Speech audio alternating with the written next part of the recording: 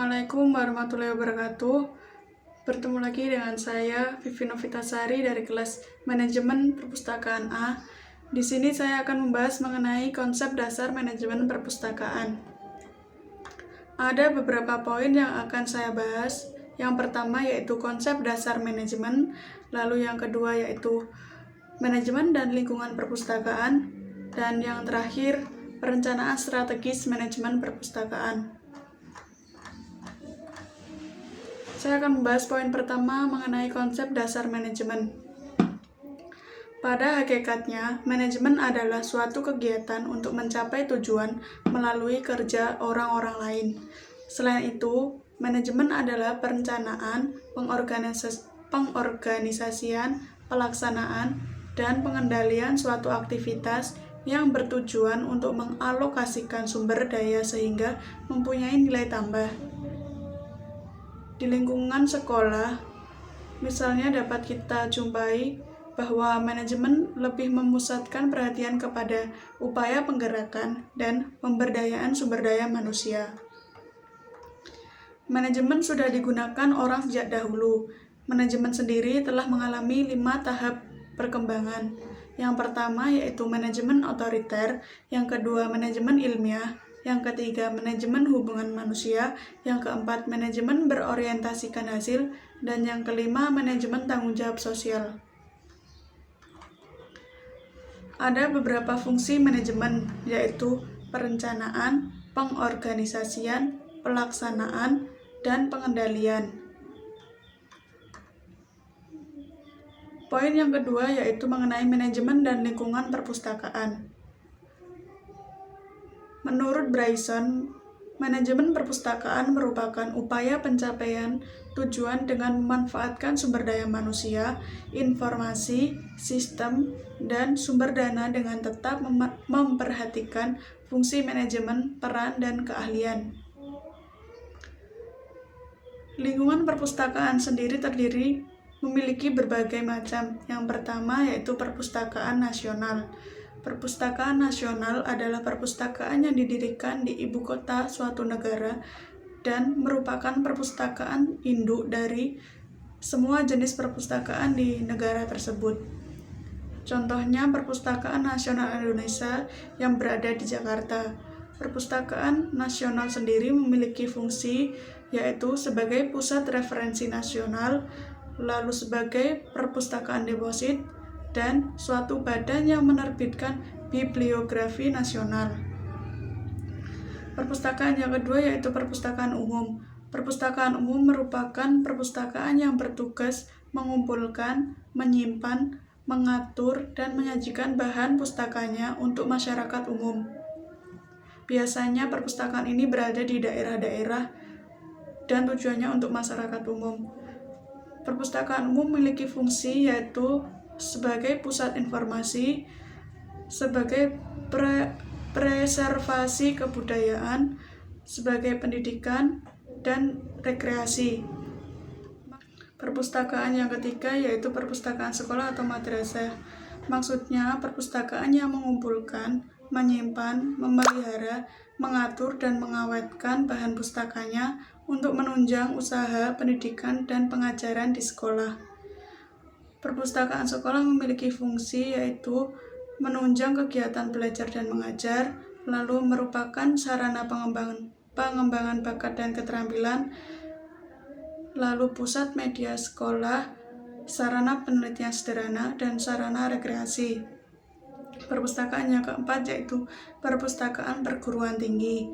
Perpustakaan perguruan tinggi yaitu perpustakaan yang diselenggarakan untuk mengumpulkan, memelihara, menyimpan, mengatur, mengawetkan, dan mendayagunakan bahan pustakanya untuk menunjang pendidikan atau pengajaran, penelitian, dan pengabdian masyarakat.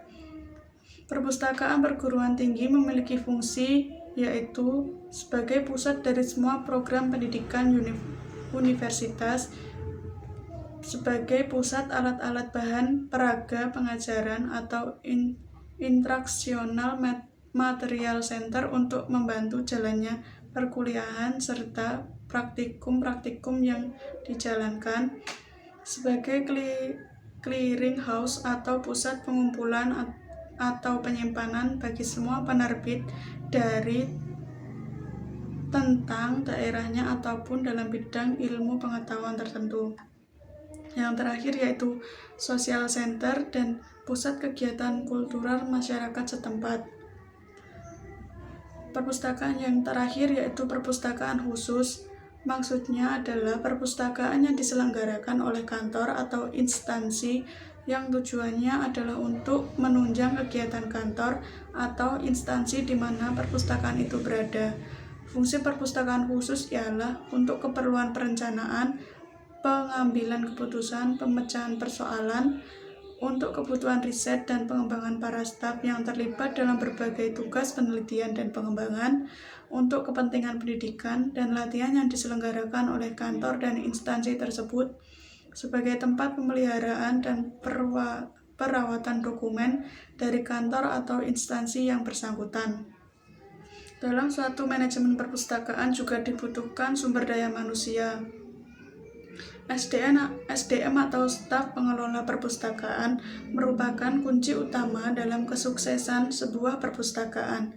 Inovasi dan ide-ide kreatif dari staf pengelolaan akan membawa perpustakaan menjadi perpustakaan yang berdaya guna dan juga nyaman digunakan oleh murid maupun guru. Poin yang terakhir yaitu mengenai perencanaan strategis manajemen perpustakaan. Sebelum penerapan manajemen strategis ini perlu dipahami filosofi dan maknanya bagi perpustakaan.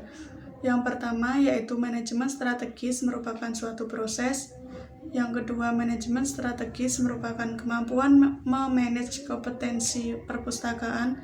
Yang ketiga yaitu manajemen strategis memperbaiki efisiensi dan efektivitas. Lalu yang terakhir yaitu manajemen strategis berorientasi pada tujuan jangka panjang. Menurut Handoko, perencanaan strategis merupakan pemilihan sekumpulan kegiatan dan pemutusan selanjutnya apa yang harus dilakukan, kapan, bagaimana, dan oleh siapa.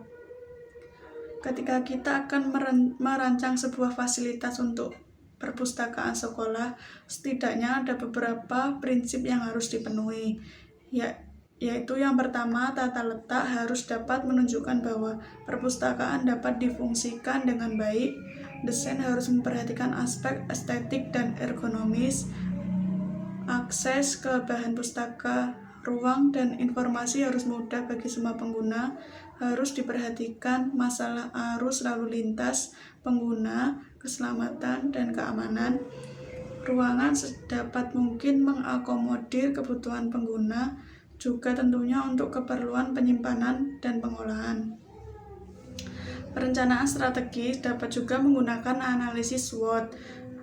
Yang pertama, strength artinya kekuatan, lalu weakness artinya kelemahan, opportunity artinya peluang, dan threat artinya ancaman.